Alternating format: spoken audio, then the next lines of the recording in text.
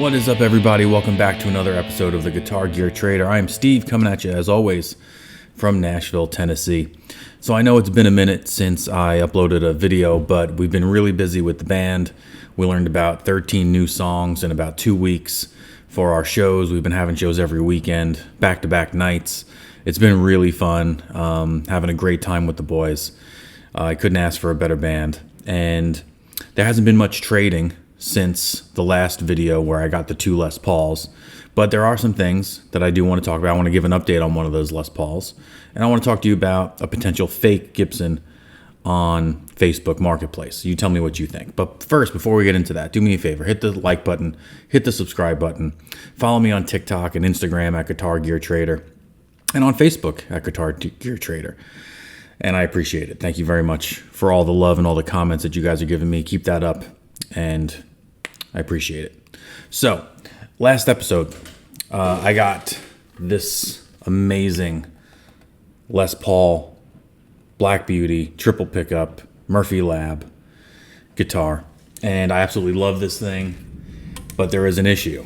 And the issue is I have an original 1971 Les Paul black custom, and it has it's the 2 pickup version. If you look at the last episode, you'll see what it is. It's the 2 pickups, no Bigsby, and witch hat knobs from the 70s, all original except for the tuners. And I just got it refretted like the day I got it back from the refret, like the day before I ended up getting these 2. And my issue is I don't know what to do with this guitar. Now, this is probably in my top 3 most expensive guitars that I own. Right, I have a 56 Les Paul Jr. that I still have to do an episode on. That's up there. I have a Silver Burst 1979 Flying V. That's got to be up there price-wise.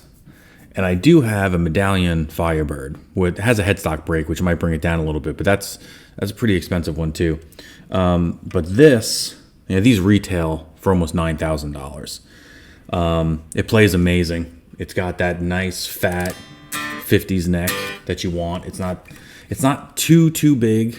I've played like no casters or like 50s custom shop tellies that have giant necks that I don't feel comfortable with. That's not this at all. But it sounds just as good and plays just as good as my 71. The 71 has been out with me on the past 3 or 4 gigs with the band. It sounds incredible. It looks badass. I never thought something would rival my R9 Les Paul, but that 71 custom really, it has a thing, and it has a look too, right? It also has a look, That's the guitar that I always thought about me playing, as far as how I want to look on stage in front of people. The R9 looks incredible too. But just that all black, this all black with the gold hardware and the triple binding and all the glitz that goes with it is just beautiful, right? So those 2 guitars are my number 1 and number 2, and I don't know what to do with this one. As a collector, I want to keep it because when am I ever going to get another one, right? I'm never going to be able to get another one, and that's the thing that's really holding me back, because this literally was on my bucket list of guitars. And now that I'm in a band again, I haven't, for those of you who don't know me, I took a long break between, cover bands. I stopped playing around 2010, 2011 and didn't get back to on stage until, a year ago or so, 2024-ish. So, I took 14 years off of playing in bands. And when you play in bands, you want stuff that is practical. You want stuff that you can take out and use on stage, and you're collecting switches, right? You go from I want to have this and I want to have one of these and I want to have one of those just to have them, to can I take that out? Is that even practical? Or even more so, you look around, you have an idea of something that's practical, and you look around the room and you're like, well, I don't play that one, I don't play that one, I don't play that one. Maybe I can trade it for this other thing that I can take out on stage, right? Right behind me, you see a whole wall of these are all guitars that I'm never going to take out, right? I'm not, the music I play doesn't lend itself to a Rickenbacker 12 string or, a Beatles J160E acoustic or, a Casino. I'll never be able to control the Casino with the amount of gain that I use. Maybe that White Falcon I could take out and try to harness that thing. If you hear thunder and lightning, it's because I might be going through a tornado warning. I don't know. I'm bored. I need to do this video. I haven't gotten something out. I have to get something out. So if you hear stuff or if you see my room collapse around me, you know why. But this guitar, I just don't know what to do with it, and it's kind of killing me. We have a big guitar show coming up next week. It's the Amigo Guitar Show. I'm going to try to take a lot of video while I'm there, and it's like the creme de la creme of guitar shows. It travels around the country. It goes from California to Vegas to Texas to Tennessee. I don't know if it goes up the East Coast anywhere. It might. But I was thinking about bringing it there and just seeing if there's something that catches my eye. I can't possibly imagine what would catch my eye. I don't need another ES guitar. I don't need another 335 or 355 or anything like that. I don't need any more Firebirds. I don't need any more SGs. But you never know, right? So I'm gonna bring it with me. If someone offers me a really good cash offer, someone offers me like $5-6 grand for it, I might take it. Or if I see a guitar that's or maybe I can get like a $2,000 or $3,000 guitar and some cash, right? Maybe I can come home with three grand in my pocket and come home with some pocket change. There is one guitar online. I've been scouring Facebook, as I always do, to see if there's something that I can finagle. And I don't want to trade it just to trade it, right? Because I could probably easily, trade this for two guitars, for two higher end Gibsons somewhere. I could probably trade it for like a 335 and a Les Paul or maybe an R8 or an R9 and an SG or something like that. I don't think that's out of the realm of possibility, or even a nice acoustic, but that would be a real waste because I don't play acoustic enough to justify having a really nice acoustic. But there was one guitar that I found in Texas, and I would like your opinion on this guitar. So let me pull it up and show you. Okay, so this guitar really caught my eye. It's a made-to-measure custom shop Les Paul standard. It's an R6, which means it's a 1956 reissue. It's black. It's got the ebony top. It's got the vintage original specs. It has a stinger on the back, and it's 2025. And this guitar is absolutely beautiful, right? It still has that same feel that I get with the 3 pickup Black Beauty, but it has P90s in it, which is one thing I don't have in my Les Pauls, right? The only Les Paul I have with P90s is the Les Paul Junior, and it's got a single P90. But this guitar has a natural back. It's absolutely gorgeous, right? It's not Murphy Lab aged or anything like that. So anything that I would do to it would be on me because it's mint condition. It's absolutely beautiful, and it's custom shop, and it's made to measure. If you don't know what made to measure is, it's basically somebody called up Gibson and made this guitar to their specs that they wanted. This isn't something that Gibson makes off the line. It's not something that they reproduce frequently. This is a one-of-one made-to-measure guitar that someone called up and said, I want to have this color with this back and these pickups and these tuning pegs and this fretboard and so on and so forth. So there's the stinger. You can see the stinger. If you don't know what a stinger is, it's this paint job that comes down to a point from the headstock, and the headstock's a different color. Okay, it's fairly light. Okay, it's just about 9 pounds 3 ounces. Has all the stuff with it. Comes with the Lipton case, and it's just beautiful. And I contacted this guy. He's asking $5,500, and I contacted him, and he said he would do the trade with me. Now, I would do this trade if I were him too, because you're going to be getting a guitar that you might be able to sell for an extra $2,000, right? He's obviously going to win out on this deal if I do trade him for it. But something's holding me back, and I don't know exactly what that is. I think what it is, I mean, come on, look at it. Like I said, when am I going to get another one of these? And I don't know. I just don't want to get rid of it. But I think that's the collector part of me.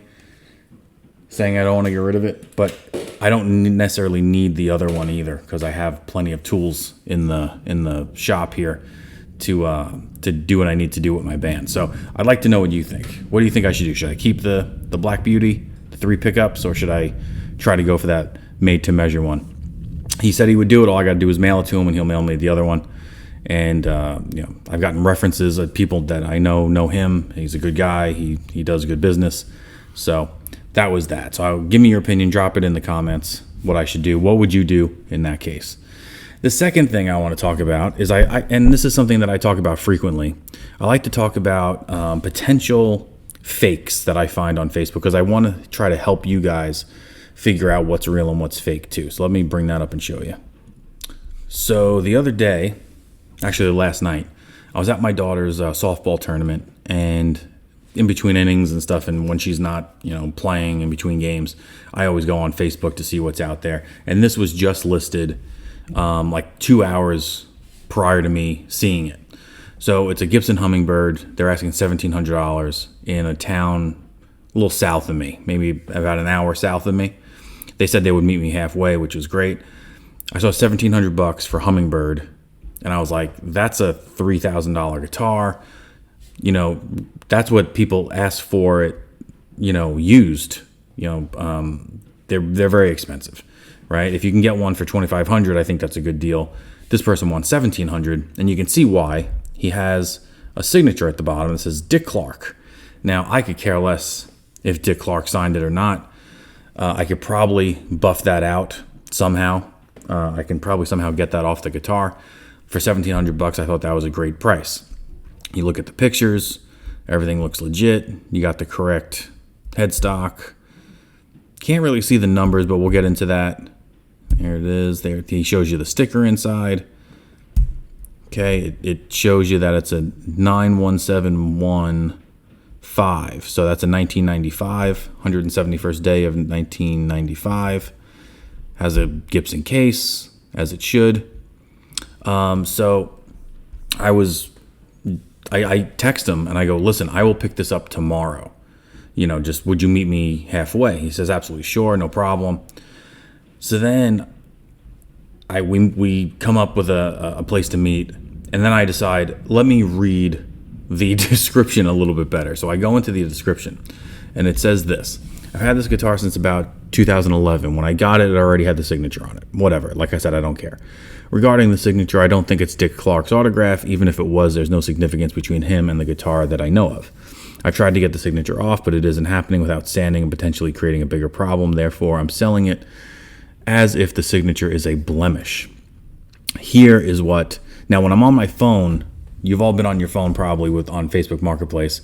It gives you a little bit of the description, and then it says show more, and you have to click show more for it to give you the rest of it. That's where the writing stopped. The writing stopped at I'm selling this as if the signature is a blemish. On my way home, I'm in the car, I'm texting them about where to meet the next day, and I hit the show more, and that's when my warning lights went off in my head. It says the serial numbers are different on the body and the headstock. I've called Gibson, and they confirm both numbers are legit, and it's probably an error on their part. Comes with case. I think it's original. These go for $2,000, so I feel the price is fair. They go for more than $2,000. Willing to trade for PC stuff, nothing below whatever that means, or a Taylor 10E plus $1,000. So now I'm going into detective mode, right? I'm starting to look for things. I'm starting to investigate. I email him and I say, listen, can you email me very clear pictures of the headstock with the serial numbers? Because this picture does not show us the serial numbers at all. The only serial numbers we get are from this. So now I'm thinking he's going to show me pictures of the headstock and the numbers are going to be completely different.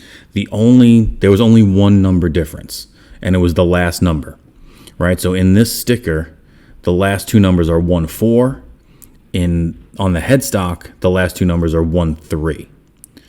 So because before I saw that, before he showed me the pictures, and I just assumed the numbers were completely off. I was like, maybe he got renecked, Maybe they took a neck off of another Hummingbird or another acoustic, threw it on there, needed to fix it, and the numbers don't match up. That I could see happening. That's kind of plausible. But then he showed me that the numbers were only 1 digit off. I was like, maybe that could happen. I was like, it has the correct first 5 numbers, and that's the really important part. The 9, which is the first number, and then the 5th number, the 5, is the year it was made. So the 9 and the 5 are the year it's made, and the 3 numbers in between that are the day of that year. So 95 and then the 171st day of the year. I was under the impression the last 3 digits told you what plant or what factory the guitar was made in. I don't understand necessarily how that happens. But I really don't care about the last 3 numbers. I just care about the first 5. But then I was like, all right, one thing that I normally do when I investigate stuff like this is I try to find guitars of the same year and try to compare different physical features of the guitar. So I go on Reverb, I type in 1995 Gibson Hummingbird, nothing comes up. There isn't a single 1995 Hummingbird for sale on Reverb. So then I just type in Gibson Hummingbird, and I filter it by decade, by the 90s. Nothing comes up. There's not a single Gibson Hummingbird from the 90s. So now I'm like, did they even make them in the 90s? How is there not a single one of them from the 90s for sale? So I go on Google, I start looking for 90s Hummingbirds, and not much really comes up. So I just go on to Reverb, and I find some other pictures, and I compare see if I can find the sticker. I try to compare the inside sticker. Okay, this inside sticker and this one is not correct, but this one's also in the 2000s. This one's from the 90s, 1998 Cherry Sunburst. Okay, and we have a sticker inside. Let's see if it shows me. It's not going to give me a clear picture of the sticker. Let's see if I can go to this one and kind of zoom in on it. Doesn't really give me a perfect picture of it, but also this one, I kind of feel like this one is a special edition. It says Gibson early 60s Hummingbird, so I kind of feel like that's like an early, it's a special edition Hummingbird. If we go to some other ones, I really couldn't find one that matched up perfectly with what I was looking for. Let's see if because in 1995, they might have made them or used different stickers than they did in other years. So let's see. Let's take a look at this one. Okay, this sticker looks a lot different than the one that's on the Facebook picture. Okay, we have this Gibson logo at the bottom instead of, where'd it go? Instead of that Gibson logo. Okay, so I'm having trouble. I ended up finding another Hummingbird with this style sticker. So I didn't feel like the sticker was fake. What got me is this picture. And if you don't look real close, you might not see it. And this is what made me back out of the deal. If we zoom in, I don't know if you guys can see it very well, but there's a black line running through the back of this guitar. And it's not a shadow of the stand. That's a very clear, straight black line. Let's see if I can lighten it up a little bit. There's a very clear black line that's very straight. It's not like wood grain. Wood grain would be irregular, right? This is a very, very straight line. Now, either, in my opinion, that's either a crack that was fixed or that is some type of inlay of some kind.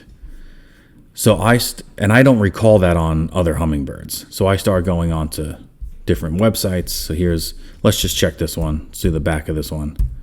See if it shows you back. There's no clear black line there. Okay, not at all. Not even close. Let's check another one. Here's one from 2008.